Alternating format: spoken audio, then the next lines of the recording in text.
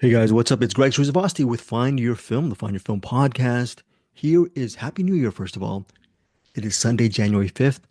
I am going to give you guys two movies to watch, if possible, if you're into it. They both opened on January 3rd, a couple days ago. Who knows, maybe during the week they might be playing in your neck of the woods. You might be able to watch them. I'm going to go over those in a couple of moments, but also at the tail end of this podcast are from a month ago, and my bad on not uploading these sooner, are my interviews with Nickel Boys director RaMell Ross, actors Ethan Herisse, Herisse, Brandon Wilson, Aunjanue Ellis-Taylor, and David Diggs. Very, very talented people. This is one of my favorite films, even though I do not know. I forgot how to pronounce Ethan Herisse's. I believe it's Herisse, Herisse. I don't know how to pronounce his name very well. My bad. But if you don't know what Nickel Boys is, it came out last December, about a month ago, December 13th or something around that time, 2024. Now it is playing in select cities, select theaters. It's having a wider release as the weeks go on. It will be a huge Oscar nominated film. It's getting a ton of just a lot of love from the critics, but I'm going to say there's a caveat about Nickel Boys in a second. Here is the official, well, at least the IMDb plot summary behind Nickel Boys.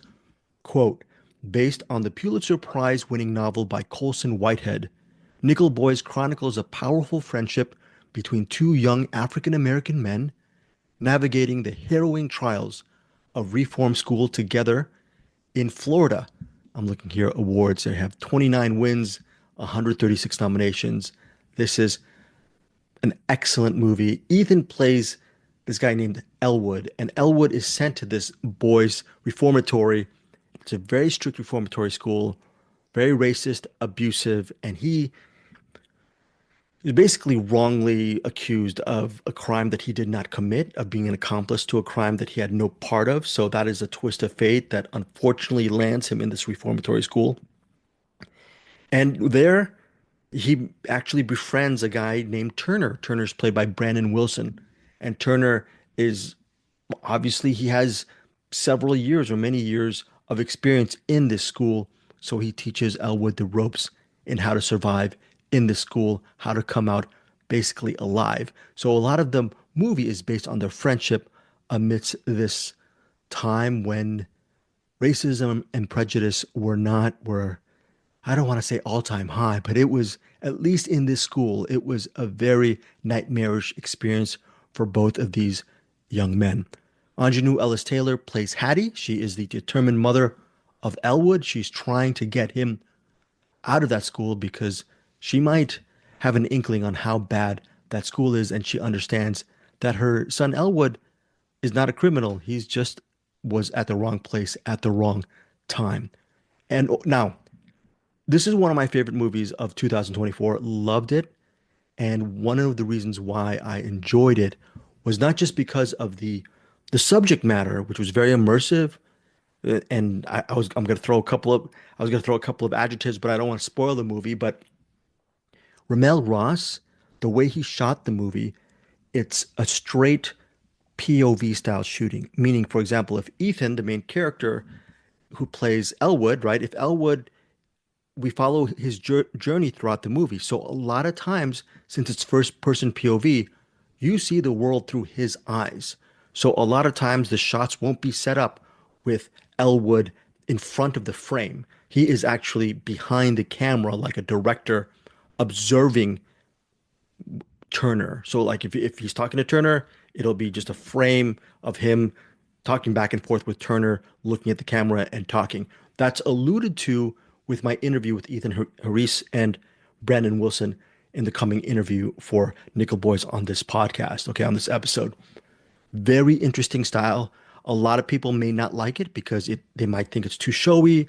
It gives off a very fragmented narrative style to the proceedings, which I can understand where that's coming from, but I just really love the verve and the energy and the inspiration behind Nickel Boys. It's one of those movies that merits a second viewing. I think it's such a rich film, that I know the second time I watch it, I'm gonna love it even more. It's a very eye-opening movie and just the highest marks for me for Nickel Boys. So, due to my indolence or my stupidity, I did not actually release these interviews back in December. I should have, but the good thing is it's still in theaters, and hopefully with these interviews with RaMell Ross, David Diggs, Ethan Herisse, Brandon Wilson, and Aunjanue Ellis-Taylor, you'll get a deeper insight on to. I don't know if you'll get it. Well, look, I interviewed them, so the deeper insight will be from them.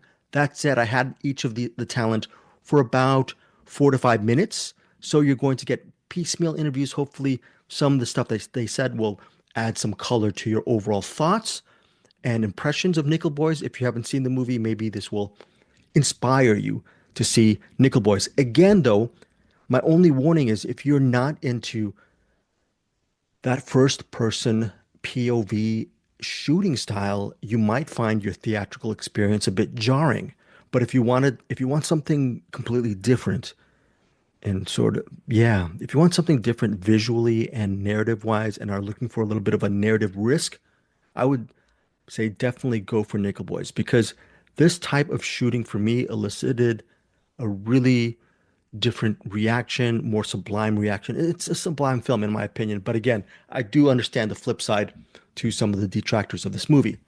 All that said, going on Rotten Tomatoes right now, 87% for Nickel Boys from critics, and then 69% rating from Popcorn Meter from the audience for Nickel Boys. And I guess that 69%, in my opinion, should be higher. That said, all that stuff said, I think there will be people who may not like the actual way RaMell Ross used his camera and used his visual style in Nickel Boys. Well, tell me what you think of this movie. Email me. Tell me what you think of Nickel Boys. Now, you're going to get those interviews in a second, but I have a couple of quick movie recommendations for this weekend and through the week. First of all, there is a movie called The Damned. It's a horror film that's 89 minutes. And wow, I'm looking at Rotten Tomatoes right now. From the critics, I consider myself kind of a critic. I loved it. I gave it 4 stars. It's an 84% rating on Rotten Tomatoes by the critics. But audience, popcorn meter, 50%. Now here is the plot line.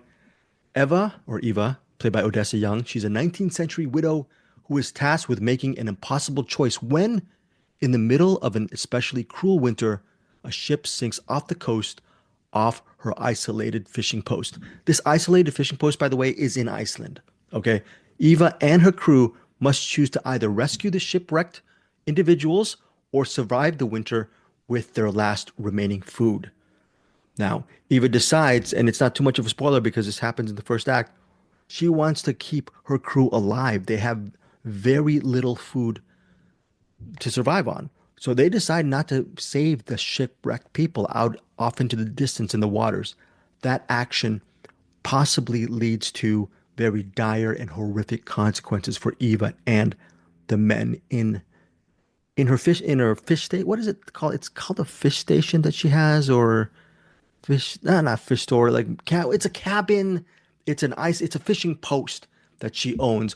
She is that widow, and her late husband was the leader of this crew. Now they actually are part of this post as part of an in honor for Eva's late husband, and they definitely, even though she is a woman in 19th century, they do treat her with respect because Eva is a very intelligent woman and strong-willed, and also in deference, I'm assuming, to her late husband. But ultimately, the rest of this movie, again, it's 89 minutes. They have to face the consequences of their actions or their inaction of not helping those people out off into the coast, out off into the ocean. Now, why is the movie rated 50%? Without giving too much away, I'm sure people came in looking for maybe a straight up horror movie. If you're looking for that, sort of, because you're thinking The Damned, you look at the poster, it's dark. There's red crosses on the ground. I think I'm looking at the poster. There's a woman, she looks very scared. You're thinking there might be some kind of like monsters and killings and might be even a slasher. You're not going to get that with The Damned.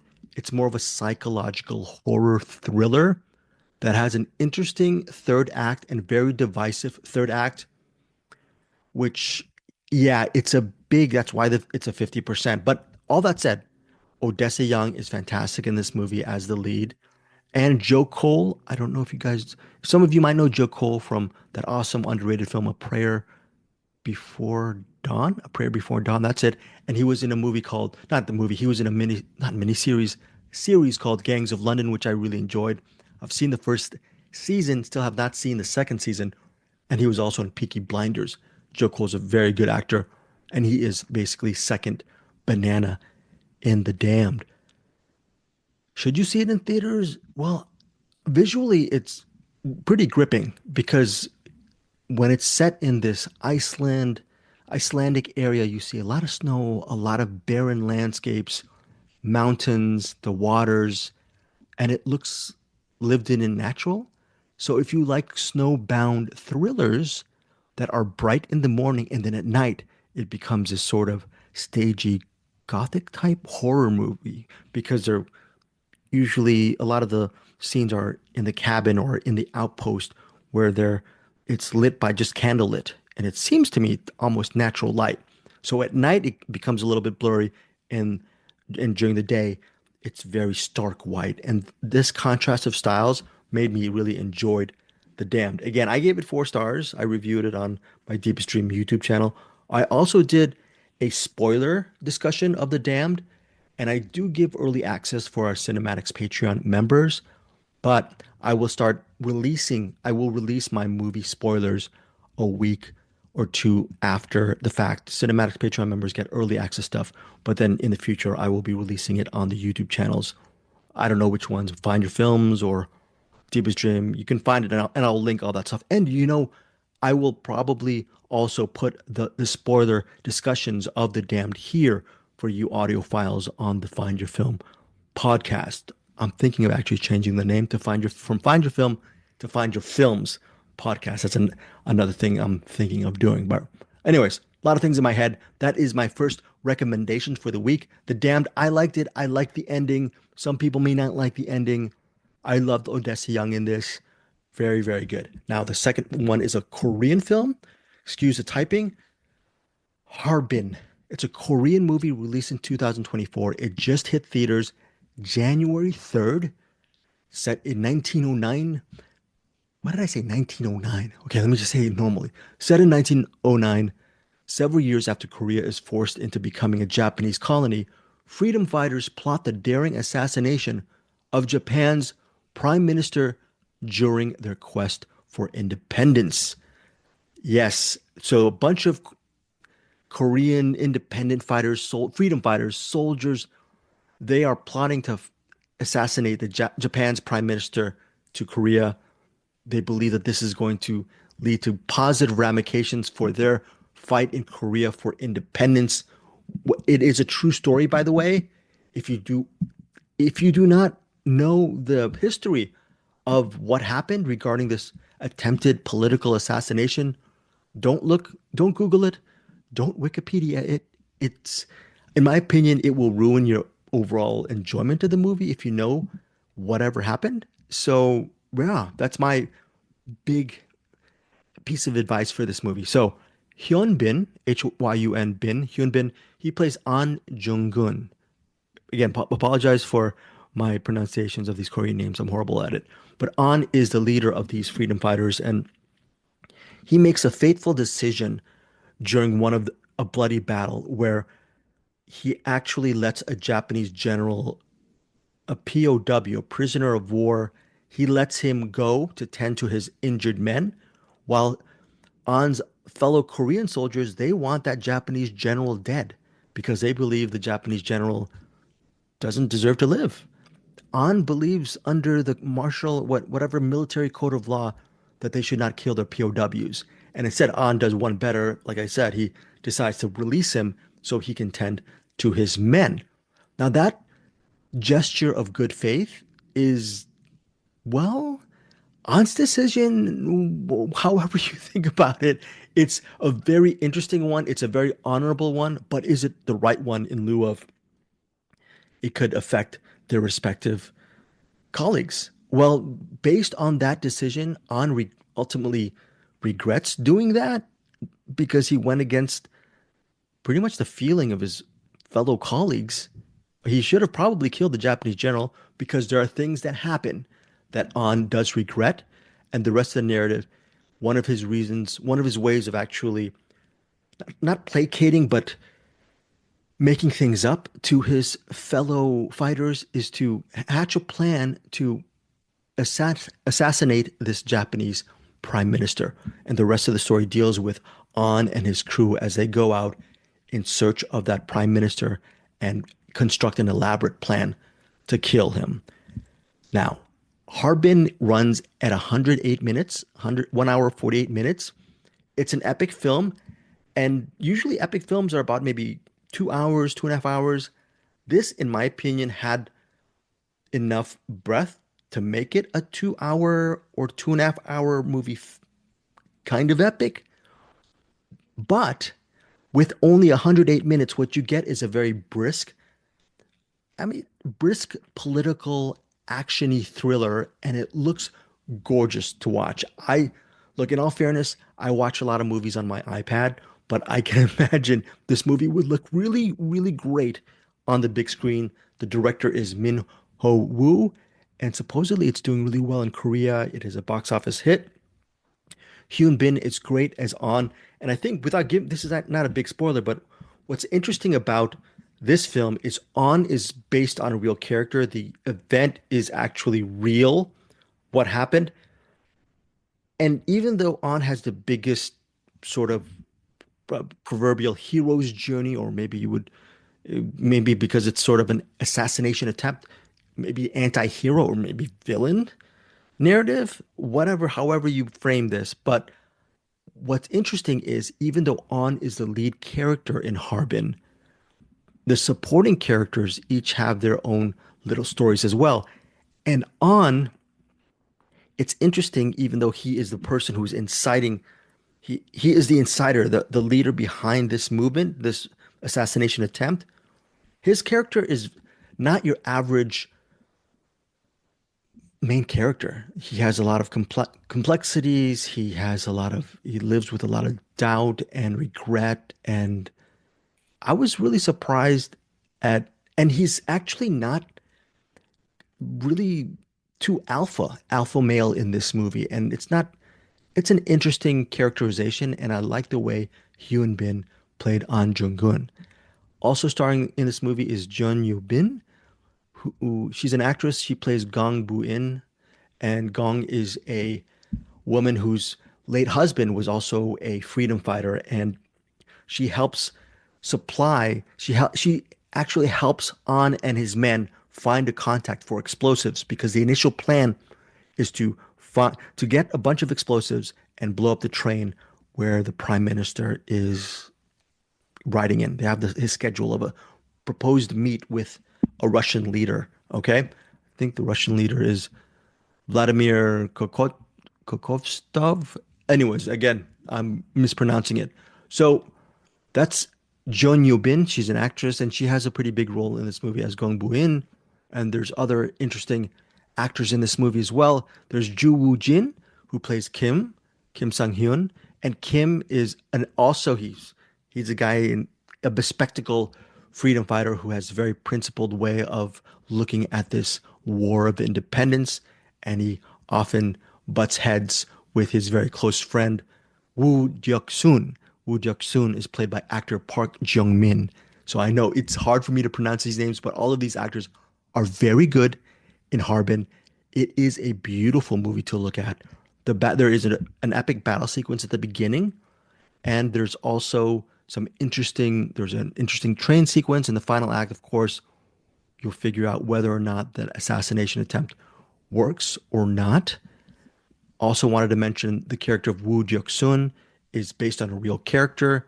The composite characters or the made-up characters are Gong Bu-in, played by that actress Jeon Yoo-bin, and also Kim Sang-hyun, played by Ju Woo-jin. So there is a mixture of fact and fiction in Harbin, and overall, usually January is a dead month for bad movies to be released, but well, credit goes to Well Go USA for the release of Harbin. It's a movie that actually here it's playing here in California where I reside, and I'm sure it's playing in select theaters. It's one of these movies that I think it's a hit internationally. Hopefully, it's playing more here in the States. It's a really solid, first-rate action political thriller. Like The Damned, I'm giving Harbin 4 stars as well. So check it out. If you don't see it in your theaters, I will be making sure that once it's launched on Blu-ray, DVD, or streaming, that you guys are locked on to this movie. I really enjoyed it. So if you have seen Harbin or The Damned, please hit me up on info@findyourfilms.com. Tell me what you think of these movies. Lastly, I am on a big mission, at least for myself. I've failed so many times to do this. I am on a mission to watch 500 movies this year. I am exploiting and using this Find Your Film podcast to reach out to you guys, fellow listener. And if you have any movie recommendations for me to watch, I will write them down as well because I usually see maybe 3 to 4 movies a week for the Cinematics podcast, but I'm looking to amp up my movie watching, and I do need help on some extra movies to watch. All right, so that is my review of Harbin, The Damned. My lazy self. I don't know. Please have faith in me. Hopefully, you can support me as I try to watch 500 movies in the year 2025. And that's it. More to come with Find Your Film, this or Find Your Films. I'm still thinking of what to do with the name. But this year I'm going to post a lot more on this podcast, my interviews with these filmmakers, and then I want this Find Your Films podcast as well as its website findyourfilms.com to be more of an immersive experience or more informational experience, insightful experience for you guys as well. All right, that's it. I'm done. Listen to Nickel Boys. Tell me what you think of Nickel Boys as well. Here are my interviews with the Nickel Boys actors and filmmaker. I have the timestamps in the show notes.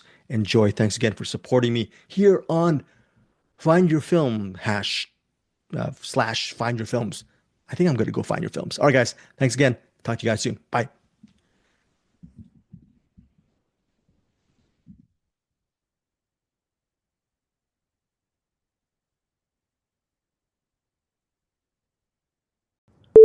Greg Srivastava with Deepest Dream. Pleasure to meet you. A pleasure to speak with you again. My pleasure. My pleasure.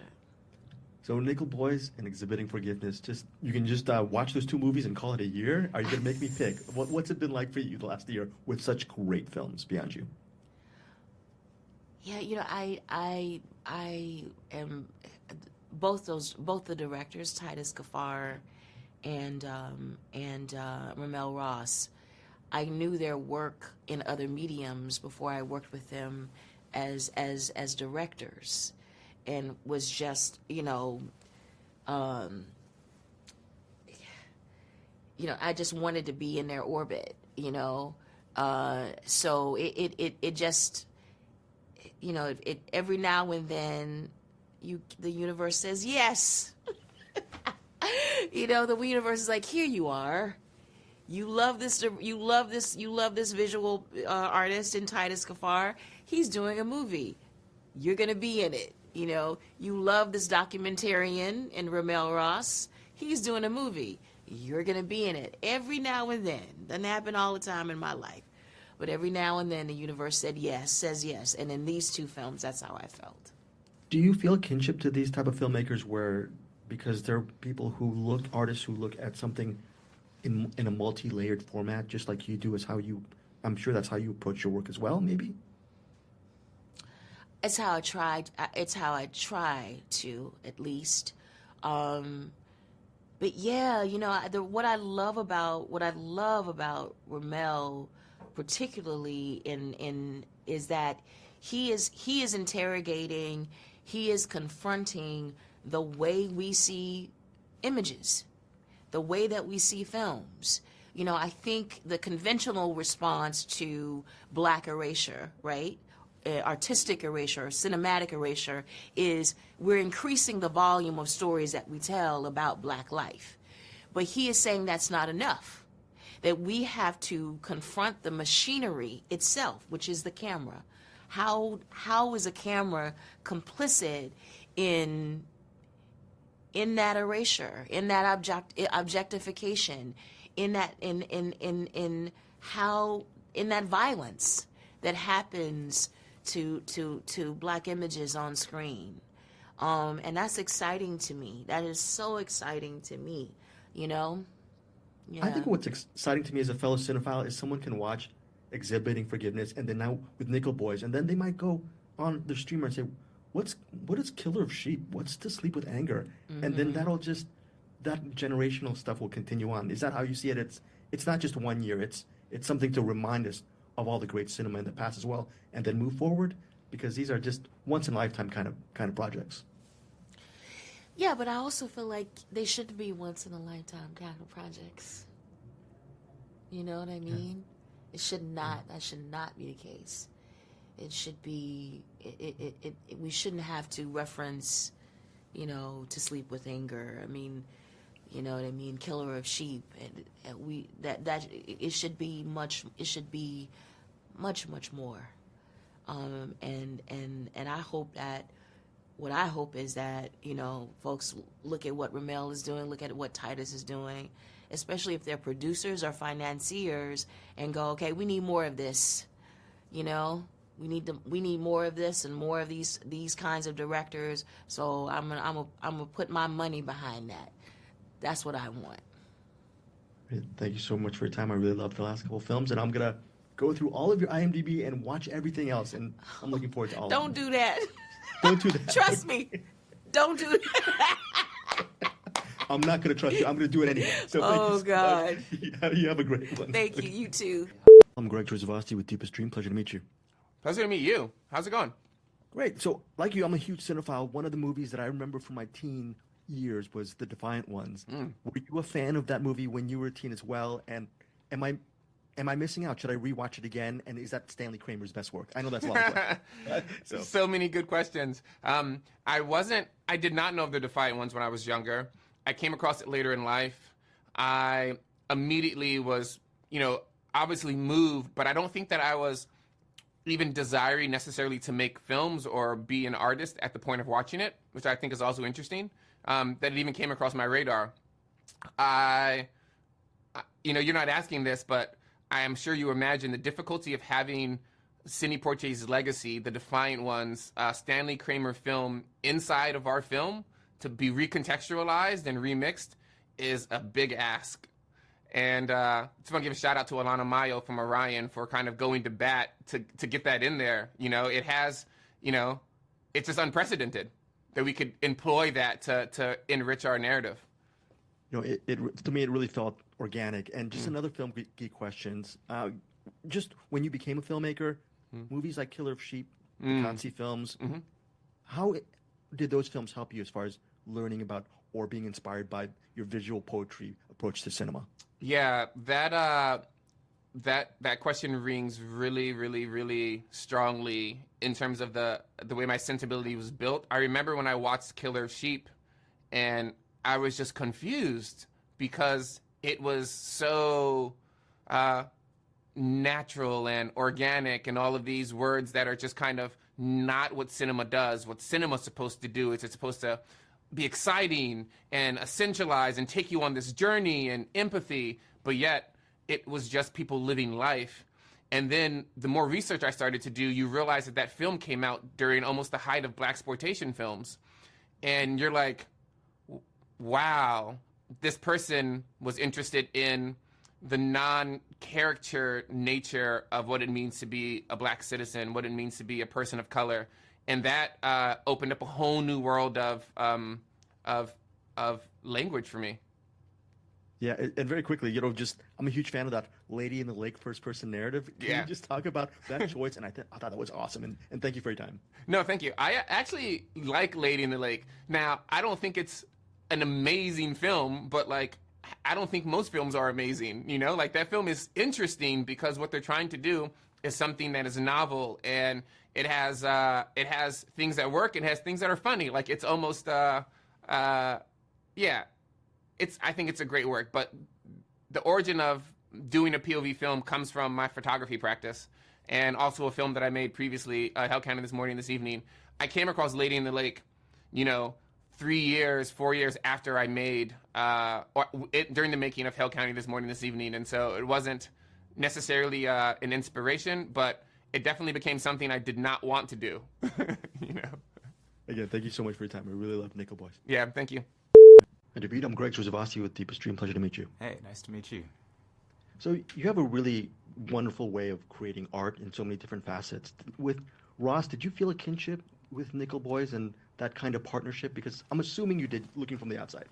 Yeah. Oh, yeah. Immediately, like before we even met, talking to him on the phone, I was like, yeah, we're from the same soil. So it's yeah, I just love how he thinks and how he was going about shooting the film, and how there was so much experimentation and so much belief that it was gonna work out, and really like a ton of trust in the actors too, to just sort of get to lead with the technical, but be like, your performance is your performance. I'm not gonna mess with it that much. I'm just trying to capture it.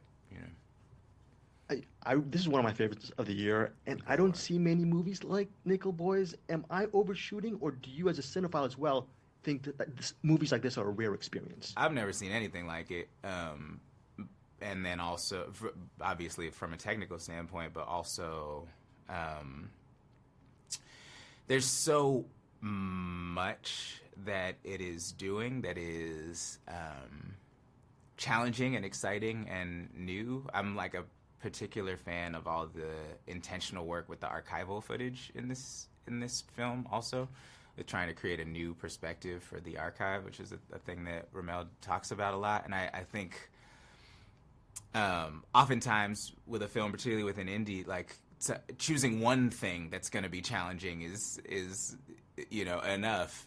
To have just a whole film full of like challenging moments, I think is really, really brave, and that it comes together in a way that makes it. I've seen it 3 times now, and I love it more every time, which is wild. It's not an easy film, but it is also one that makes you really want to come back to it again. At least it does for me. On that note, you described this movie as brilliant, beautiful, and necessary. Is it kind of cool that movie fans will watch this film and then, if they haven't already, go back to the source material and read the book, because this is an overall immersive experience? Is that how you see it as well? Yeah, I think it's rare for an adaptation of a novel to sort of create a kind of feedback loop with the novel, right? To be telling the same story, but in a different enough way that it does sort of encourage the reading of the novel. And I think this one really does that. And so, yeah, I think it's beautiful, and I hope people do end up experiencing both, because they're very, very different, but they the totality of them makes you sort of gives a much better understanding of a lot of the sort of foundational Americanism that is happening in this film. David, as a successful artist, is complacency or the actual act of fighting it ever part of your equation, or has that never even been part of the picture because you have a big picture of pushing forward with your art? Oh, thank you. I don't know. I really enjoy doing nothing, so I don't know that like complacency is the deal, but I do have to fight my tendency to not. I think I'm very fortunate that I've been an artist long enough, and in enough different ways that I don't need a job to make me feel like an artist. And that's kind of like a double-edged sword, because I have a 1-year-old now, and what I really want to do is hang out with him all the time. And so sometimes it's hard for me to realize I also have to work still. Thank you so much for your time. And Nickel Boys is such a very important film, but growing up, can you name a film that was very important for you as far as shaping you as an artist? And thank you for your time. Oh, wow. Do the Right Thing. Yeah. Enough said. Thanks again. Hi, Greg. Guys, Pleasure. I'm Greg Trzavosky, Deepest Dream. Pleasure to meet you guys. Hey, Greg. Pleasure to meet you. So my apologies, you've been answering this question probably all day, all week, last month or so. But shooting in first person, does it affect your performances when you guys are maybe looking at each other or looking at the camera, or how does that go in layman's terms?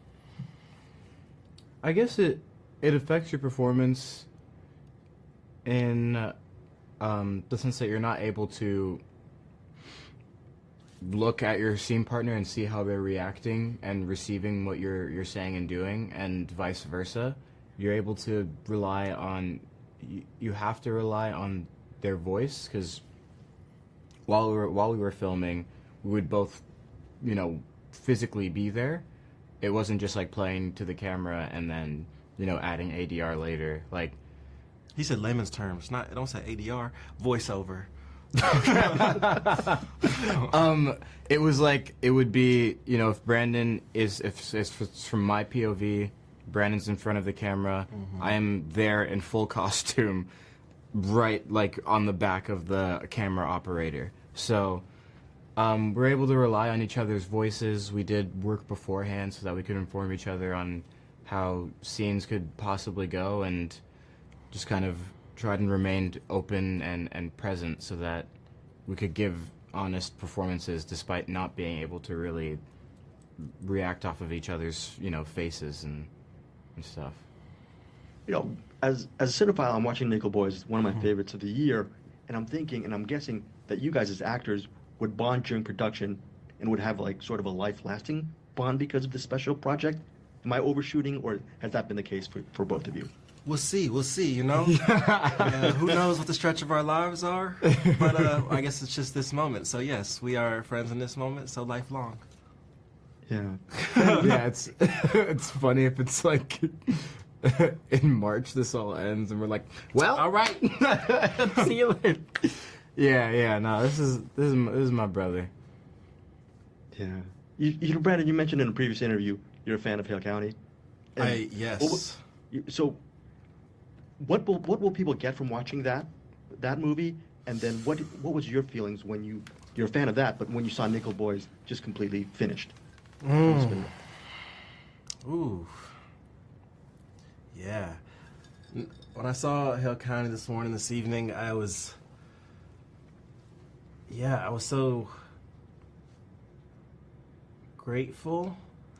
Just RaMell, like, just his patience, and like the poetry of his images, and the way I felt after that one. I didn't remember it, in the sense of like I don't remember how it happened from like the beginning to the end of it, but like just these images and these moments of it would float up in my head like dreams, and I was like, oh, I've never had this experience with a film before. To like, just have these beautiful images keep floating up and not necessarily attached to anything narrative or anything analytical, but just, so that was my experience with Hale County this evening. And then when I saw Nickel Boys for the first time, it's interesting because obviously we were there when they filmed it, so I know like there's so much of a lot of these moments, and I remember having this feeling of there'd be this beautiful image. There's so many beautiful images in Nickel Boys, and like the way they shot it is just so beautiful. And I'd have this feeling of wanting to live in these images for longer, and then it would go to a different image, and then I'd want to live in that image, and then it would go to a different image. And then like I started to recognize in hindsight after I'd seen it and spoken to RaMell and Fred and Ethan about it, that it kind of created this feeling of like this kind of fleeting sensation, which I guess kind of felt like also a sadness, because like you really want to kind of live and breathe in this moment, but then every moment just keeps fleeting. Which then, as I looked at that, I was like, oh, that's beautiful too. I hadn't felt that really in a film. I think I answered your question in there. You definitely did. Thank you guys so much for your time. Really love Nickel Boys, and I hope you guys are best of friends post-March. Oh, thank you so much. Thank you. Thank You guys take care.